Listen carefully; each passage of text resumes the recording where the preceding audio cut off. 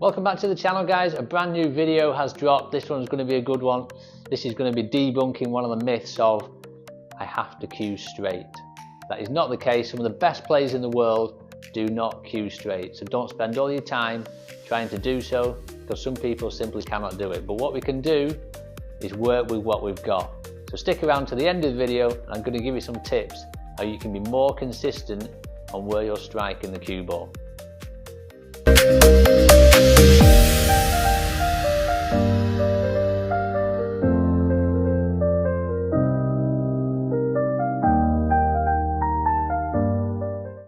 So let's talk about one of the biggest misconceptions in snooker and one of the biggest myths that I feel players worry about, and that is I want to cue straight myth. Cueing straight is just so hard to do, okay? There's probably 90% of professional players who do not cue straight. They will have a slight arc in the swing, but what they've learned to do over the time is actually learn to hit exactly where they want to hit on the cue ball. And that is the most important thing. So whether your stroke has an arc in it, it doesn't matter. It's where you strike that cue ball at impact that is important. So if we take, for example, a golf swing, so we can take a lot of similarities between golf and snooker. The swing is definitely one of them. If you think how a golfer swings, so it doesn't swing the club straight back and then down. So it's not a straight line. So the golf swing is in an arc. So a golf swing is back that way. It hits the ball and then obviously comes round to the left. So they're swinging on a swing path. So it's an arc swing path. But what they're so good at is at that club face, when it hits the ball, at that moment of impact, they hit it exactly where they want to. And the snooker stroke is no different. It's just about finding where you strike the cue ball, where you're aiming on the cue ball, and whether you have an arc in your swing before we can even start to even think about fixing it.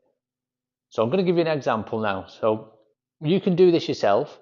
If you can video it from your side, so when you're looking at me now, you want to video it, then you'll be able to see this yourself, okay? So you won't be able to see it without videoing, because you need to see it from that perspective, okay? So first of all, let's try and find out exactly where we're striking on the cue ball. So if I got down on this shot now, I'm going to aim for centre of the cue ball, and we're just going to try and pot the red.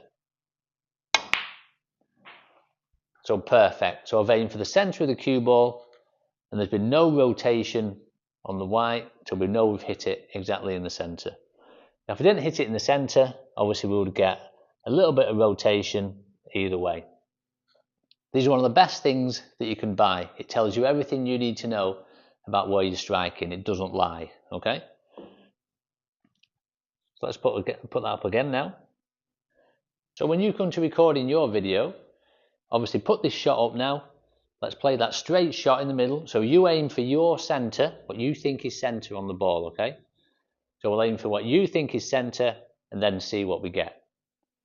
If you aim centre and get no rotation on the ball, and then you look at your camera on that side and it looks like you're hitting centre, then you're striking exactly where you want to, and you've probably got a nice, clean, smooth, straight cueing action. But a lot of the time, you can get down on the cue ball now that you think is centre. We could play this shot, but what might happen is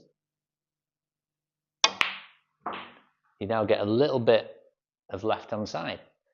So go back to your video. So from this side it looks like you're striking centre, but you're actually getting a little bit of left. So the first thing you need to do now is check again from your side and see exactly where you're striking on the cue ball. If you're striking the centre from your side and you're getting a trace left, then that means you've got a slight arc in your swing. If it looks from your side that you're actually already starting a little bit to the left and then getting left, then that's where you're aiming and your vision is slightly out. So in that second scenario, for you to actually hit the centre, you're probably going to have to aim slightly right to actually achieve that, because your centre actually looks to you like centre, but you're actually getting a tracer left. So for you to actually hit centre, it must be a little tracer right will get you your centre. But that's just a vision thing. That's nothing to do with the way you cue. So the arc was from the first scenario that we said. When if you aim centre from this side, what you think is centre, but get a tracer left, and it looks like the centre of the ball from your side, then you've obviously got a little arc in your swing. So what's happening is, you think you've got centre, which you probably have, your cue comes back, and then it slightly, your back arm slightly comes out, obviously that's exaggerated, it comes out and you hit slightly left of target. So you've got a little arc in your swing. So there's a couple of things that we can do that we can help change the arc. So completely getting rid of the arc is quite a hard thing to do, but there's a couple of things we can do that can help it. The first one is going to be the bridge position. So depending on what your bridge is, say if you're really close to the cue ball to start with, you can try just bringing your cue a little bit further back. So it might just be that because you're too close, you're a little bit restricted getting close to the cue ball. If you feel you're too close, just try coming back. If you feel you're too far away, try coming a little bit further forward. But I think one of the biggest things that helps with trying to correct an arc, or at least make it a little bit less than it is the back arm position. So ideally, we want to be in what we call the vertical position. So the arm's straight down. So if your arm's in this straight down position and you're getting a little arc in your swing, have a try at just bringing your back arm a couple of inches further back. So what that does, so now we're in probably this position. So now we're actually striking what we call behind vertical. And what this does, because we're now striking behind vertical, as the cue comes back and then we make contact there instead of there, we're actually hitting the ball earlier in our swing. So in effect, we're hitting the ball before the arc starts taking effect.